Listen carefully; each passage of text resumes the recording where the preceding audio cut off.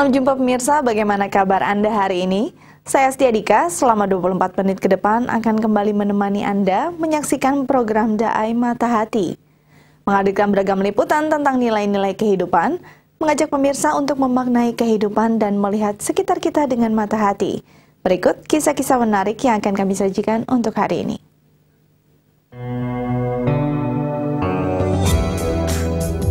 Pasar tradisional, penguat ekonomi rakyat.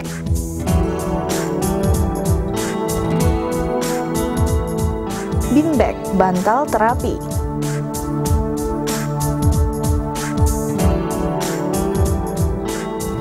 Asiknya membuat permen di Papa Bubble.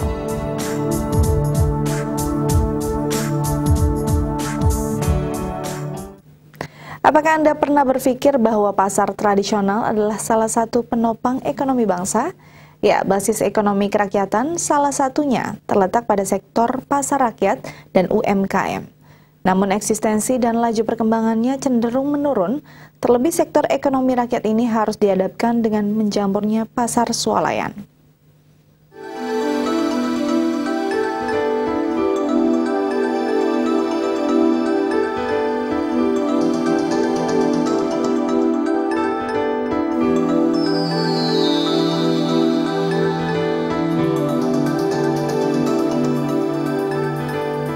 Seberapa dekatkah Anda dengan pasar seperti ini? Atau seberapa seringkah Anda berbelanja di dalamnya? Jika jawabannya adalah sering, maka Anda telah menyumbang hal positif bagi perkembangan ekonomi rakyat.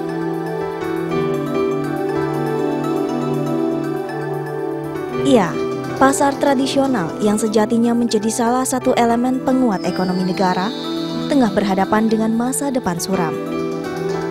Menjamurnya pasar swalayan yang menjanjikan kenyamanan lebih, tak pelak menjadi penyebab turunnya pamor pasar tradisional di benak masyarakat.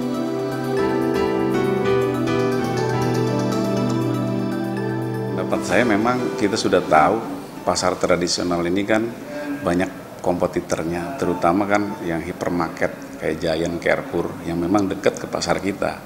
Sebetulnya kan ada aturan khususnya kan ada radiusnya, tapi kan ternyata kan itu dilanggar.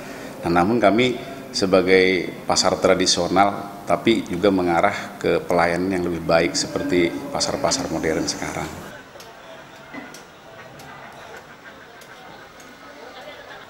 Pada prinsipnya, ekonomi berbasis rakyat ini berlandaskan asas kekeluargaan, sebuah asas yang menempatkan keseimbangan proporsi akses antara negara, swasta, dan rakyat.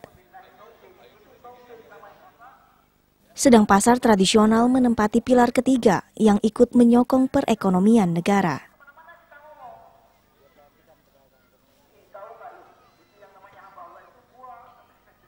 Asas kekeluargaan yang dimaksud ini kan dijelaskan di sana ada 3 pilar. Ada 3 pilar penyokong yang namanya penyangga bangunan ekonomi. Nah, penyokong utama 3 pilar ini adalah 1, ekonomi swasta. Jadi pihak private gitu yang mempunyai modal besar dan sebagainya. 1, pemerintah yang itu nanti diwakili dalam aktivitasnya BUMN, dan ketiga adalah ekonomi rakyat, ekonomi usaha-usaha kecil termasuk UMKM.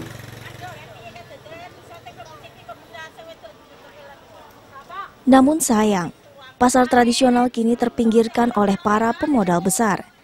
Pasar modern pun hadir sebagai kompetitor yang memiliki keunggulan mutlak.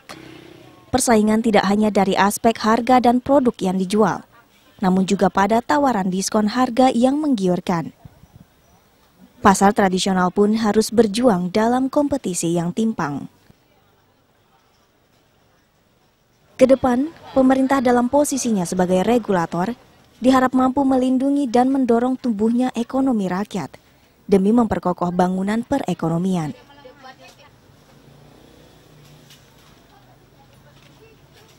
Nah, sekarang yang lebih jangka pendek, yang lebih penting buat pemerintah sebagai regulator adalah bagaimana mendorong, membangkitkan si UKM-UKM ini supaya tumbuh gitu kan, supaya mereka juga bisa menjadi pilar yang kokoh, pilar yang mensupport, jadi tidak membuat bangunan ekonomi kita doyong gitu kan. Ya mau nggak mau ya harus diinkubator seperti industri-industri ini.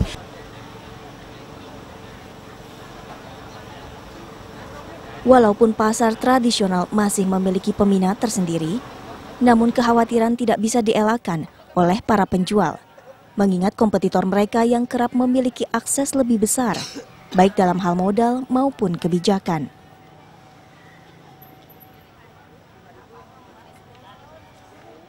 Di sini murah dan cepat gitu, murah dan cepat, iya cepat kan. Kalau di Solayan kan kita nunggu antri gitu, di sini kan serba cepat semuanya. Ya kita udah tawar terus bayar udah. Kalau di sana kan antri.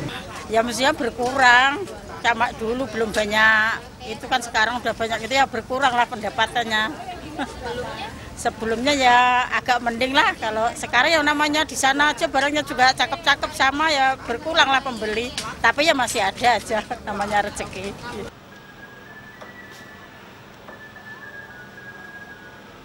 Harapan tercetus agar pemerintah mampu menanggulangi fenomena ini. Di samping pembenahan diri oleh pasar tradisional pada aspek pelayanan dan kenyamanan pelanggan.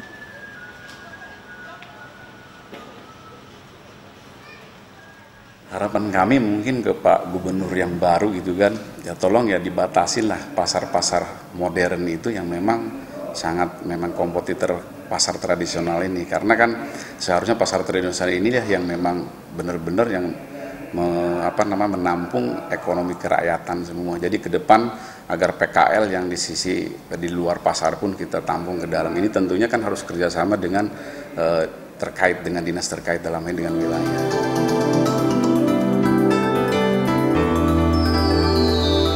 Menelaah fenomena perekonomian di tanah air memang rumit. Keberpihakan pada rakyat yang minim menunjukkan bahwa ekonomi kerakyatan masih sulit diterapkan dan lagi-lagi hanya berakhir sebagai wacana.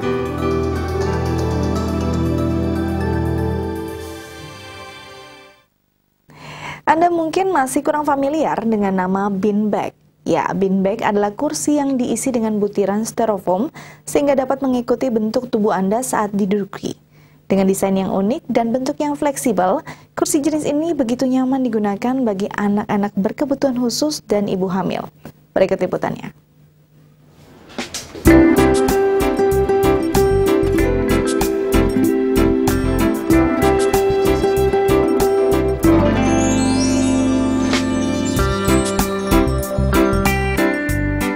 Siapa sangka usaha yang dirintis sejak kuliah bisa memberikan nilai tambah ekonomi bagi Esti Budi Utami. Setelah lulus kuliah, dengan 2 orang teman kuliahnya di jurusan Arsitek ITB, Ei dan Kiki, Esti kembali memproduksi kursi yang berisi butiran styrofoam yang populer disebut beanbag. Keunggulan kursi ini adalah fungsinya yang bisa mengikuti bentuk tubuh penggunanya.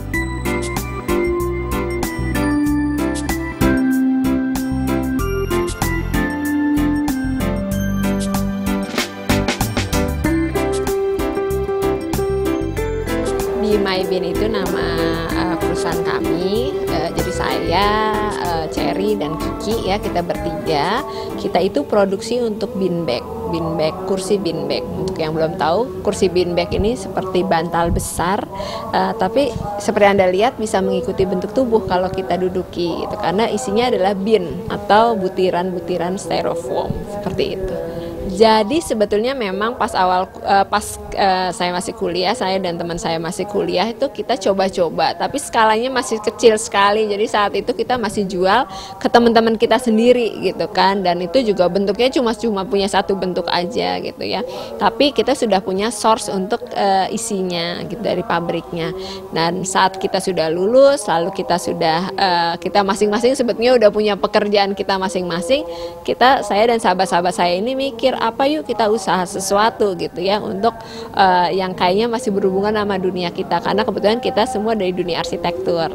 Lalu kita lihat kenapa nggak mengembangkan lagi produk ini gitu, karena memang demand-nya, permintaan pasarnya juga masih sangat besar gitu kan. Jadi akhirnya mulai tahun 2010 baru lah ya, 2010 kita lihat wah potensi nih ternyata produk ini kalau untuk kita seriusin. Akhirnya kita mulai lagi untuk produk ini.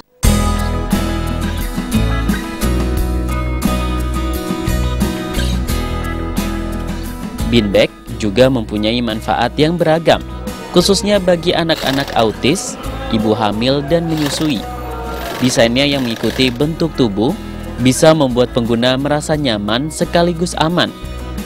Kursi ini juga digunakan untuk melatih motorik anak-anak berkebutuhan khusus.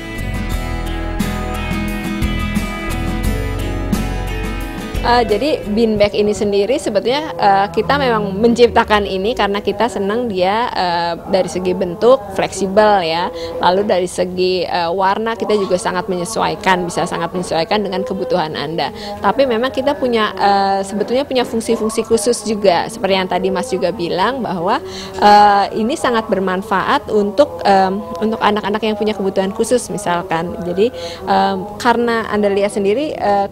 Kita kalau duduk di sini tuh merasa dipeluk, merasa secure ya. Nah itu anak-anak itu juga merasa seperti itu. Dan juga untuk posisi-posisi yang seperti ibu menyusui, ibu hamil itu kan sering sakit di punggung gitu. Nah sebetulnya produk ini tuh sangat nyaman gitu ya, karena ya itu sangat fleksibel mengikuti bentuk tubuh yang duduk. Untuk memberikan sentuhan unik, Esti dan kawan-kawan membalut beanbag dengan motif batik dari berbagai daerah di Nusantara, hingga kain sarung sebagai identitas beanbag buatan mereka.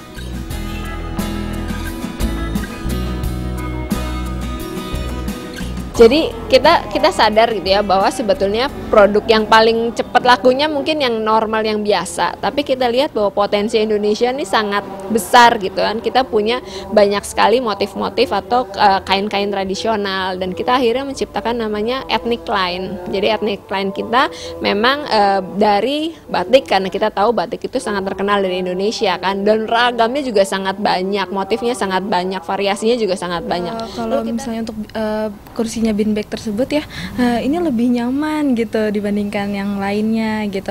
Dan di sini juga untuk warnanya, terus juga motifnya ini sangat bagus gitu. Dan di sini juga saya dengar ya, di sini dapat garansi 1 tahun gitu. Jadi saya percaya untuk kualitasnya gitu. Kalau dari motif sendiri, ini suka motif yang biasa atau yang etnik nih? Oh, suka yang lebih etnik gitu. Iya, soalnya kan kalau misalnya ada seperti motifnya kayak batik gitu ya, itu kan nuansain nuansa Indonesia banget gitu.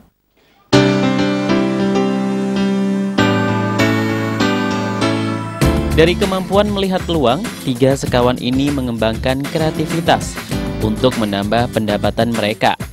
Seolah tak mau berdiam diri, mereka berwirausaha menjemput peluang tanpa harus menunggu pekerjaan datang menghampiri.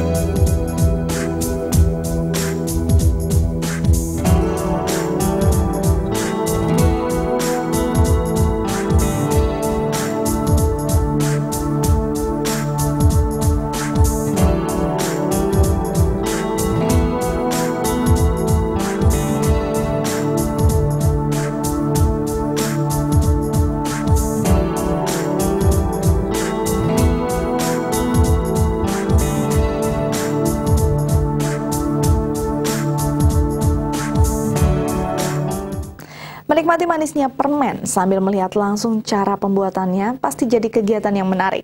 Ya, konsep dapur terbuka di Papa Bubble tak hanya menjadi daya tarik tersendiri, konsumen pun bisa melihat langsung kualitas bahan baku hingga proses pembuatan penganan manis ini.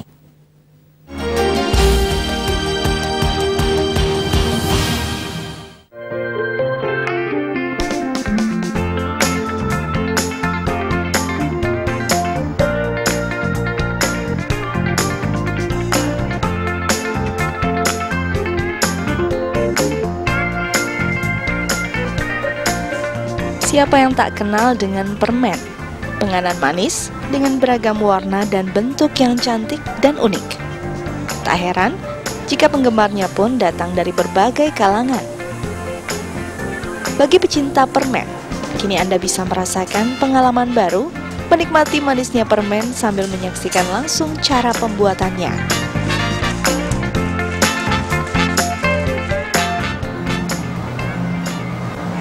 Pemirsa, penikmat permen itu tidak kenal usia, mulai dari tua, muda, sampai anak-anak. Nah, kalau selama ini Anda hanya sebagai penikmat permen, kali ini saya akan mengajak Anda untuk melihat sendiri bagaimana sih proses produksi membuat permen. Yuk, ke saya sekarang. Halo Mbak Astrid, apa kabar? Lagi ngapain nih? Saya lagi beresin permen. Oh, lagi santai nggak? Aku pengen nih diajarin cara buat permen. Iya, boleh, silakan. Bener ya? Ke dapurnya Yuk. ya, yuk.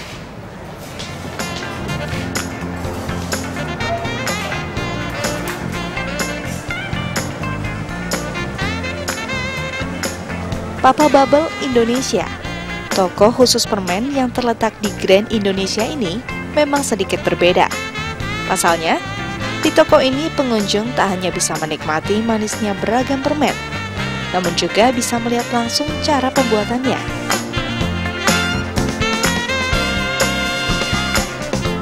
Jadi waktu dulu saya di baking, tapi karena bakery udah banyak sekali di Indonesia, saya melihat sesuatu, mencari ide sesuatu yang berbeda gitu. Tetap pembuatan melalui tangan dan juga kreasi sendiri.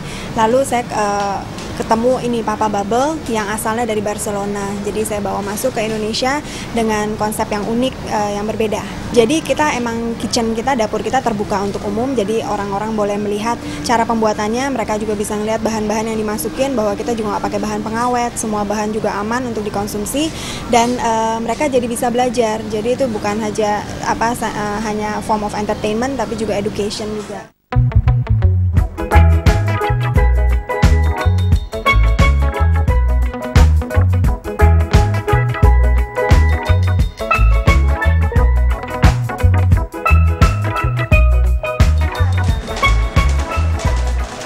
Untuk membuat permen, bahan utama yang harus Anda siapkan adalah gula.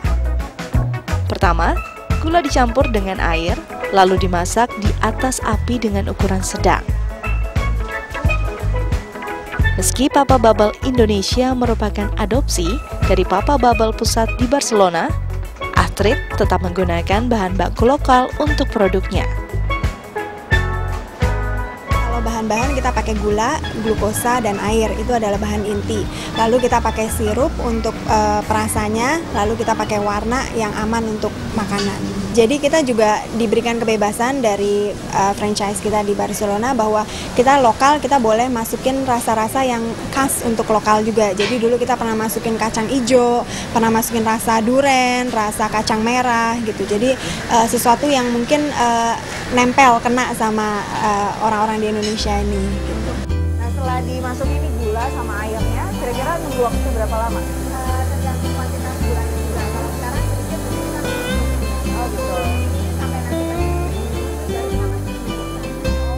Setelah air gula mendidih dengan suhu 160 derajat, kemudian dimasukkan glukosa dan perasa.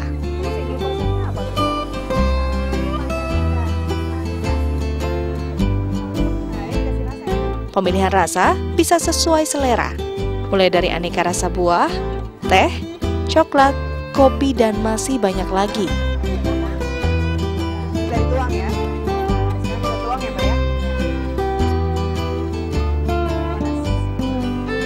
Setelah larutan gula dan glukosa tercampur sempurna, air gula yang mulai membentuk gel tersebut dituang di meja pendingin.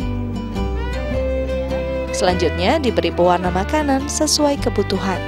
Pewarna yang digunakan adalah pewarna makanan yang terjamin kualitas dan keamanannya.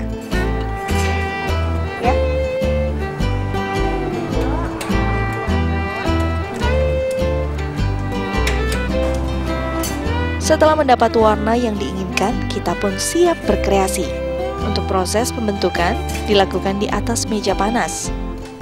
Hal ini untuk menyiasati sifat gula yang mudah mengkristal. Dari adonan gula hangat yang lentur, candy maker bisa menuangkan beragam kreativitasnya.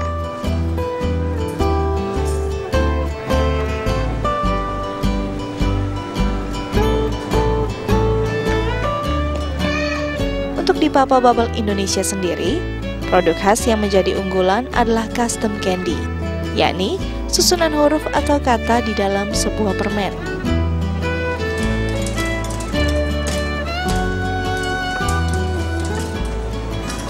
Jadi itu permen yang ada tulisan namanya gitu. Jadi kadang ada anak yang ulang tahun, mereka mau bagi-bagi ke temennya dengan permen yang ada tulisan namanya, itu benar-benar sangat personalized sekali gitu.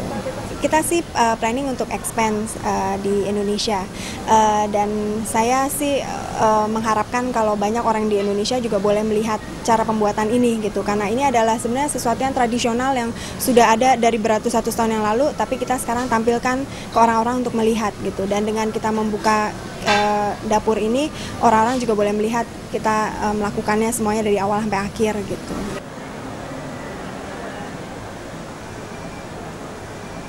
Astrid merintis usahanya sejak April 2012. Meski terbilang baru, namun toko gula-gulanya ternyata mampu menarik minat masyarakat.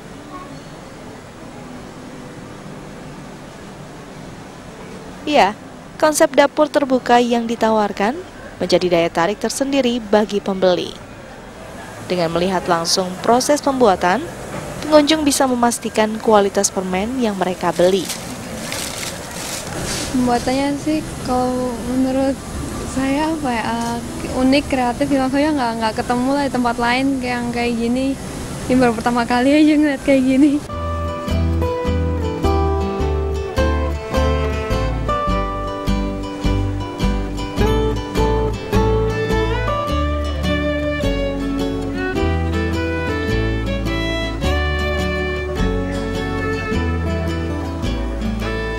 Nah pemirsa, tadi kita udah ngikutin cara pembuatan permen dari mulai bahan baku sampai jadi bahan yang bisa dibentuk.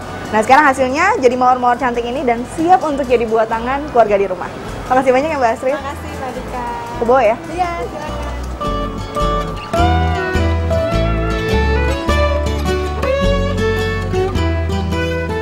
Kreativitas ternyata tak mengenal medium.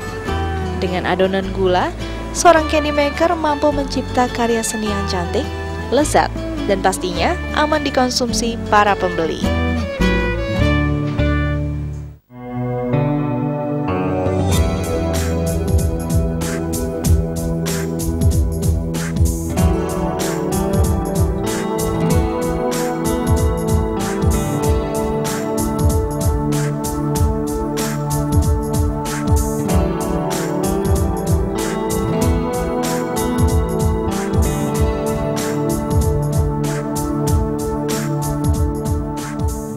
Pemirsa, demikian kabar kami untuk Anda. Jangan lupa untuk selalu menyaksikan program Daai Mata Hati dari Senin sampai Jumat di waktu yang sama dan temukan kisah-kisah menarik lainnya. Jika Anda mempunyai kritik atau saran, silakan email di alamat berikut ini. Sekian perjumpaan kita, lihat sekitar kita dengan mata hati. Sampai jumpa.